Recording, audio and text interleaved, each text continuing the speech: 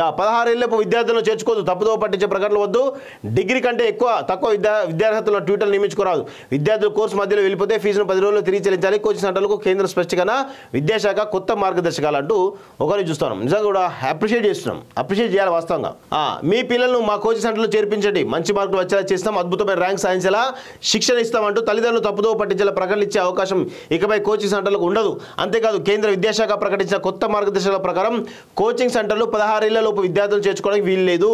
విద్యార్థుల ఆత్మహత్యలు పెరిగిపోతున్నాం, అగ్ని ప్రమాదాల ఘటనలు, కోచింగ్ సెంటర్లో సౌకర్యం లేకపోవడం, బోధనా పద్ధతులు సరిగా లేకపోవడం వంటి అంశాలపై తల్లిదండ్రుల నుంచి ఫిర్యాదు రావడంతో కేంద్ర ప్రభుత్వం స్పందించింది. పుట్టగొడుగులా పుట్టుకొస్తున్న ప్రైవేట్ కోచింగ్ సెంటర్లను నియంత్రించడంతో పాటు చట్టపరమైన విధి విధానం రూపకల్పన కోసం విద్యాశాఖ నూతన మార్గదర్శకాలు ప్రకటించింది.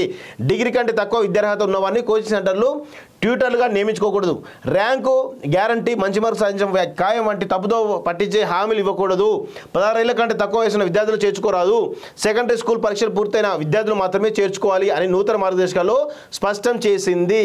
సో మొత్తానికైతే కేంద్రం చాలా నిజంగా అద్భుతమైనటువంటి ఒక నిర్ణయం తీసుకుందని చెప్పేసి మనమైతే చెప్పొచ్చు వాస్తవంగా.